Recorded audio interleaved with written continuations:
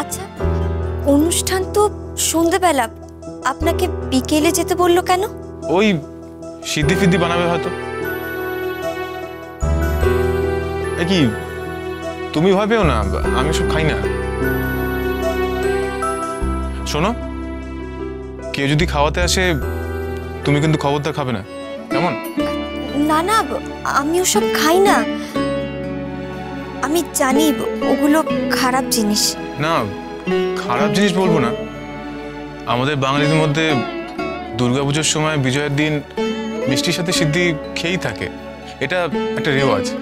কিন্তু সবার আবার ওটা শ্যুট করে না, খেলে আবার হুঁশ থাকে না।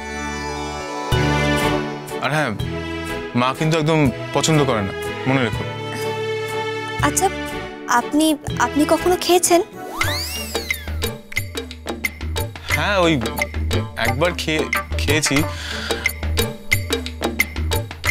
বন্ধুদের পাল্লায় পড়ে। কিন্তু ওরা যে এবারেও আপনাকে আগে যেতে বললো। হ্যাঁ, খেয়েছো নাকি? আমি যথেষ্ট ভুক্তভোগী, একবার খেয়ে ফেলেছে, কি বিপদ আমার মনে আছে। তুমি কিন্তু ভুল করে। না না, আমি ওসব কখনো ছুঁয়েও দেখিনি, আর ছোবও না। আপনি চলুন, খাবে চলুন। হ্যাঁ হ্যাঁ, চলো। ও, একটা কথা বলবো? বলো। জামাইবাবু বলেছে আবার ডাক্তারি করবে।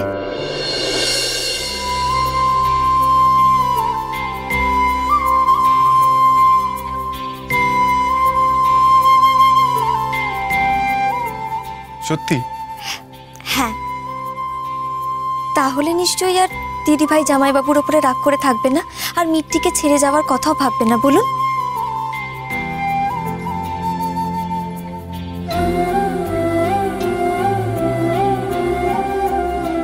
চলুন, খাবেন, চলুন।